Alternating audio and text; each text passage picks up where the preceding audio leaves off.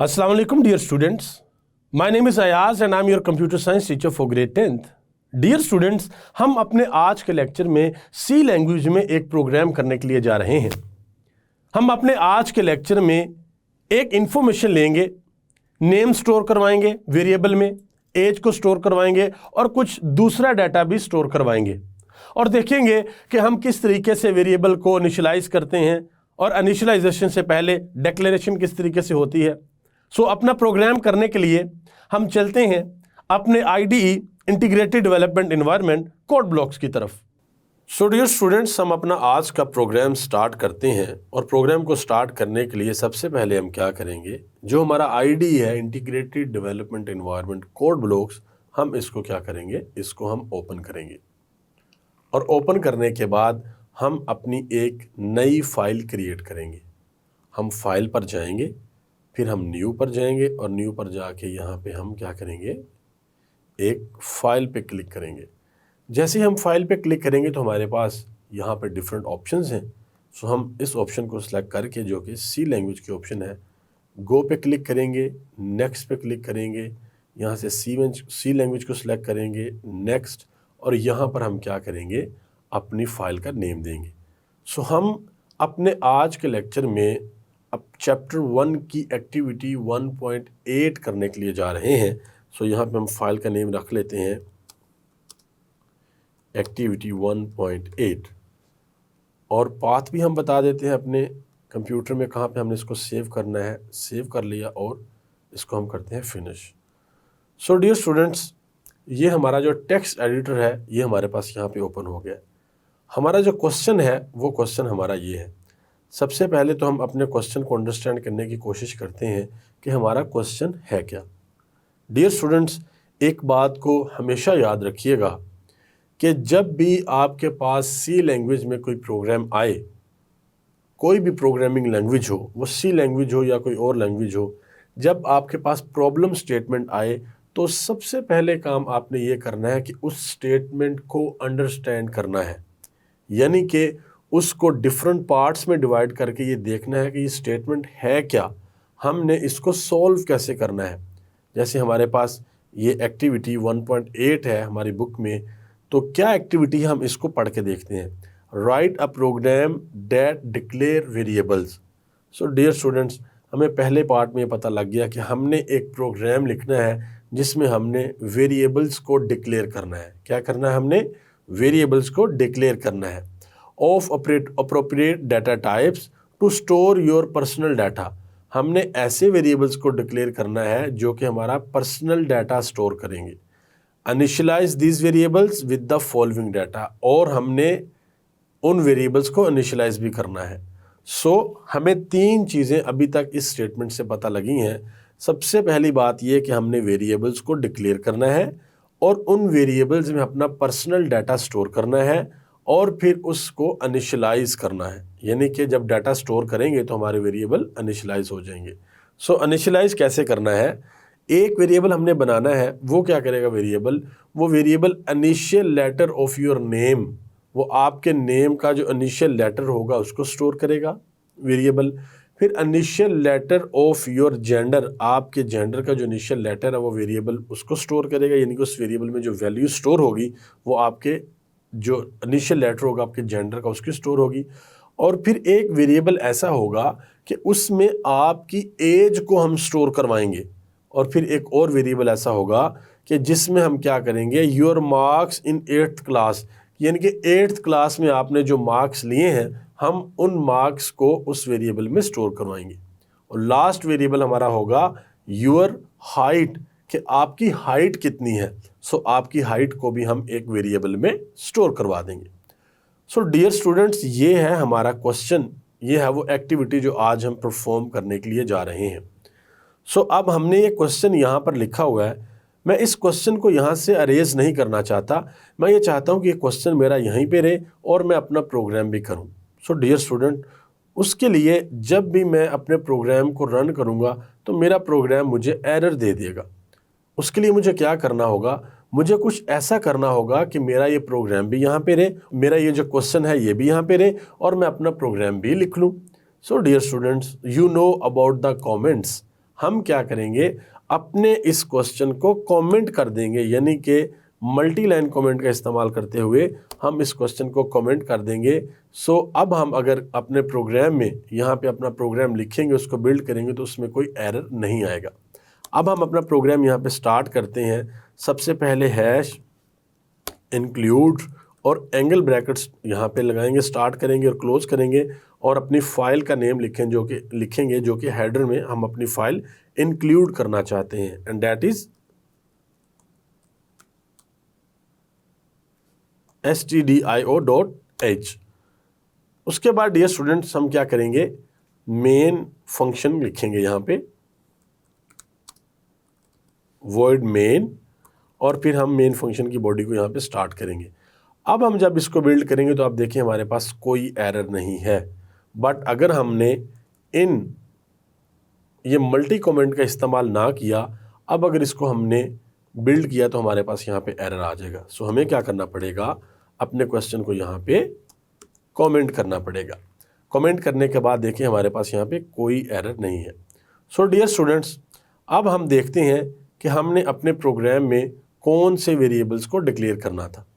Initial letter of your name, कि आपने अपने नेम का इनिशियल लेटर जो है उसको स्टोर करना है, एक वेरिएबल डिक्लेयर करना है, और वो जो लेटर है आपके नेम का उसको स्टोर करना है। So dear student, let's suppose हमारा जो नेम है वो है अली। सो हमें क्या करना पड़ेगा कि ये जो ए है हमने इसको स्टोर करवाना है। सो मैं ये अली जो नेम है इसको हम यहाँ पे कमेंट कर लेते हैं, और यहाँ पे हम कहते हैं अपने वेरिएबल की जो डाटा टाइप रखते हैं वो क्या रखेंगे। डियर स्टूडेंट्स, अब हमने सोचना है कि नेम है हमारा अली, स्टोर करवाना है हमने ए, तो हमारे जो वेरिएबल है उसकी डाटा टाइप क्या हो सकती है। डियर स्टूडेंट्स, कैरेक्टर, यानी कि CHAR, और हमारे जो वेरिएबल का जो नेम है वो हम रख लेंगे नेम, और इसको हम यहाँ पे डिक्लेयर करवा देंगे। फिर हमने देखना है कि नेक्स्ट वेरिएबल हमारा कौन सा है। नेक्स्ट वेरिएबल है initial letter of your gender, कि आपका जो जेंडर है उसका इनिशियल लेटर आपने स्टोर करवाना है। सो डियर स्टूडेंट, जेंडर या हमारा मेल हो सकता है या फिर फीमेल, यानी कि या हम M स्टोर करवाएंगे या फिर F स्टोर करवाएंगे। उसके लिए भी हम क्या करेंगे, उसके लिए भी हम, क्योंकि हमने सिंगल वैल्यू स्टोर करवानी है, सो जो डाटा टाइप चूज़ करेंगे वो क्या होगी, वो कैरेक्टर ही होगी। और इस वेरिएबल का जो नेम रखेंगे वो हम क्या रखेंगे, जेंडर। ये हमने जेंडर के वेरिएबल को भी यहाँ पे डिक्लेयर कर दिया इस तरीके से, यानी कि डाटा टाइप का नेम और फिर वेरिएबल का नेम और फिर सेमीकोलन। और फिर थर्ड नंबर पे हमने क्या करना है, थर्ड नंबर पे हमने एक वेरिएबल डिक्लेयर करवाना है जिसमें हमने एज को स्टोर करवाना है। सो उसके लिए हमें क्या करना पड़ेगा, उसके लिए हम यहाँ पे हमारी एज जो है वो क्या हो सकती है, 22 हो सकती है या 20 हो सकती है, यानी कि ये जो वैल्यू है हमारे पास, हमें पता है कि ये इंटीजर डाटा टाइप की वैल्यू है। सो यहाँ पे हम क्या करेंगे, INT इंटीजर डाटा टाइप का एक वेरिएबल डिक्लेयर करेंगे और उसका नेम रखेंगे एज। सो यहाँ पे हम क्या करेंगे, इस तरीके से हम यहाँ पे ये वेरिएबल डिक्लेयर कर लेंगे। भी याद रहे डियर स्टूडेंट्स कि हम अभी अपने वेरिएबल्स को डिक्लेयर कर रहे हैं, अभी अपने वेरिएबल को इनिशियलाइज नहीं कर रहे। सो यहाँ पे हम क्या करेंगे, अब जो नेक्स्ट हमने वेरिएबल बनाना है वो बनाना है मार्क्स के लिए। सो उसके लिए हम क्या करेंगे डियर स्टूडेंट्स, हमारे जो मार्क्स हैं वो कैसे हो सकते हैं। लेट्स सपोज हमारे मार्क्स आउट ऑफ 100 हमारे मार्क्स 66 भी हो सकते हैं, 78 भी हो सकते हैं, 89 भी हो सकते हैं और 90 भी हो सकते हैं, यानी कि जो हमारी डाटा टाइप है वो इंटीजर ही बनेगी। सो हम INT मार्क्स के नाम से एक वेरिएबल यहाँ पे डिक्लेयर कर लेते हैं। और फिर लास्ट में जो वेरिएबल हमने डिक्लेयर करना है डेट इज़ अबाउट हाइट, कि एक स्टूडेंट की हाइट क्या है। सो डियर स्टूडेंट्स, हाइट क्या हो सकती है ये हमने देखना है कि हाइट आपकी 5 फीट हो सकती है, 5.4 भी हो सकती है, 5.6 भी हो सकती है और 5.5 भी हो सकती है, यानी कि इसमें आपकी फ्लोटिंग वैल्यू आ सकती है, डेसिमल पॉइंट वाली वैल्यू आ सकती है। सो यहाँ पे हम डाटा टाइप क्या रखेंगे, फ्लोट, और इसमें वेरिएबल का नाम रख देंगे हम हाइट। सो डियर स्टूडेंट्स, हमने 1 2 3 4 5 हमने 5 डिफरेंट वेरिएबल्स को हमने डिक्लेयर कर दिया।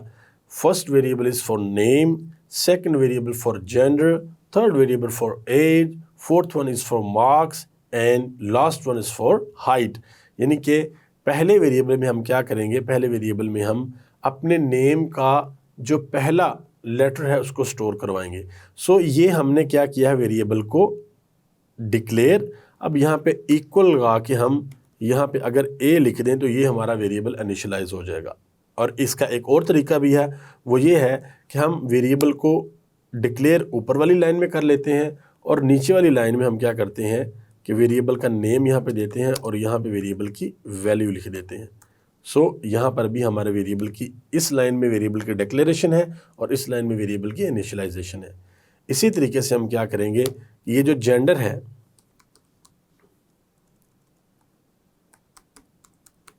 जेंडर, इसमें भी हम वैल्यू को स्टोर करेंगे और वैल्यू को किस तरीके से रखेंगे, यानी कि अगर जेंडर, अगर आप मेल हैं तो आप एम लिखेंगे, अगर आप फीमेल हैं तो आप एफ लिखेंगी। उसके बाद हमारे पास नेक्स्ट, और याद रहे डियर स्टूडेंट्स, जब भी आपकी डाटा टाइप कैरेक्टर हो तो आपकी जो वैल्यू है वो सिंगल कॉमास में यहाँ पर स्टोर होगी, यानी कि सिंगल इन्वर्टेड कॉमा के इन बिटवीन आप अपनी वैल्यू लिखेंगे जो कि सिंगल कैरेक्टर वैल्यू होती है। उसके बाद हमारे पास इंट एज है, यानी कि एज के लिए तो यहाँ पे हम एज लिखेंगे और यहाँ पे हम एज की जो वैल्यू हम स्टोर करवाना चाहते हैं एज वेरिएबल में, हम उस वैल्यू को लिख देंगे, लेट्स सपोज 21 है। इसी तरह से मार्क्स है हमारे पास, तो मार्क्स में हम यहाँ पे लिखेंगे वेरिएबल का नेम और इसमें हम वैल्यू को स्टोर करवा देंगे, लेट्स सपोज 89। इस तरीके से वैल्यू स्टोर हो गई। इस तरीके से हमारे पास हाइट है, तो हम यहाँ पे लिखेंगे वेरिएबल का नेम और फिर हम हाइट अपनी 5.6 यहाँ पे स्टोर करवा देंगे। सो डियर स्टूडेंट्स, आपने देखा कि हमने अपनी एक्टिविटी में क्या किया। हमने पहले ये अंडरस्टैंड किया कि हमारी प्रॉब्लम स्टेटमेंट क्या है, हमारा क्वेश्चन क्या है। उसमें हमने अंडरस्टैंडिंग ली कि हमने डिफरेंट वेरिएबल्स को डिक्लेयर करना है और फिर उसमें अपना पर्सनल डाटा स्टोर करना है, उन वेरिएबल की डिक्लेरेशन और इनिशियलाइजेशन करनी है। फिर हमने ये अंडरस्टैंड किया कि जो डाटा हमने स्टोर करना है वो कौन सा है। हमने initial letter of your name, कि आपने अपने नेम का इनिशियल लेटर स्टोर करना है। फिर हमने देखा कि initial letter of your gender, आपने अपने जेंडर का इनिशियल लेटर स्टोर करना है। फिर हमने देखा कि एज को स्टोर करना है। Your marks in 8th class, कि 8th क्लास में जो आपके मार्क्स थे उनको स्टोर करना है। एंड योर हाइट, और आपने अपनी हाइट को स्टोर करना है। सो डियर स्टूडेंट्स, हमने क्या किया, अपने प्रोग्राम को यहाँ से स्टार्ट किया। ये हमारा हेडर था जो कि यहाँ से स्टार्ट हो रहा था और यहाँ पे एंड, हेडर स्टार्ट और हेडर एंड। उसके बाद यहाँ से हमारा मेन फंक्शन स्टार्ट हो रहा है और यहाँ पे हमारा main function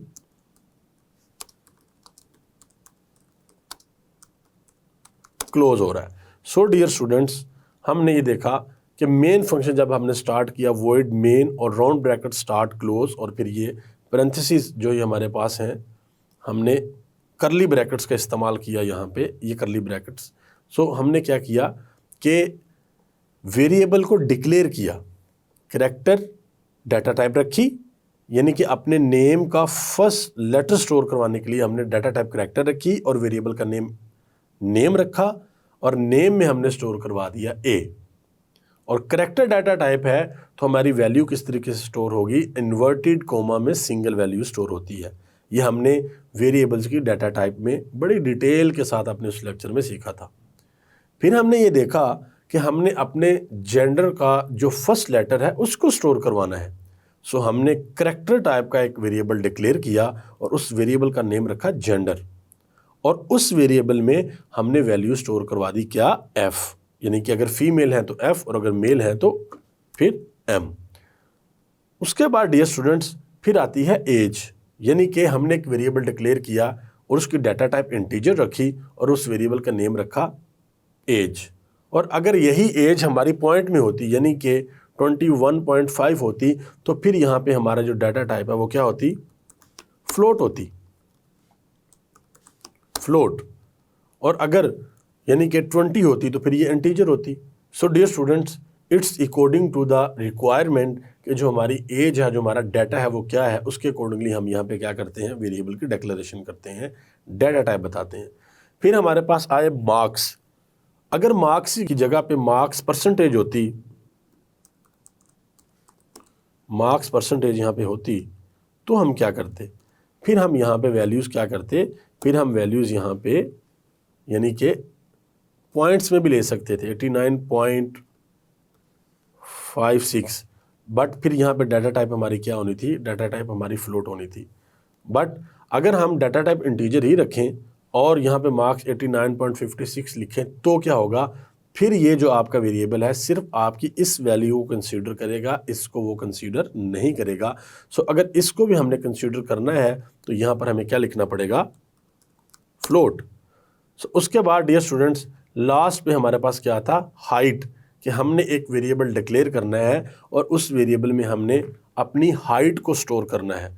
so dear student, उसके लिए हमने क्या किया, उसके लिए हमने एक वेरिएबल डिक्लेयर किया जिसका नेम हमने हाइट रखा और उसकी जो डाटा टाइप है वो हमने क्या रखी, वो डाटा टाइप हमने फ्लोट रखी। सो हाइट के अंदर क्या किया हमने, एक वैल्यू स्टोर करवा दी 5.6 या 5.5 या 5.4 या यहाँ पे हम ये वैल्यू 6.0 भी कर सकते हैं। सो इस तरीके से हमने ये वैल्यू स्टोर करवा दी। डियर स्टूडेंट्स, यहाँ पे एक और बहुत इंपॉर्टेंट बात अब आपके साथ मैं करने के लिए जा रहा हूँ।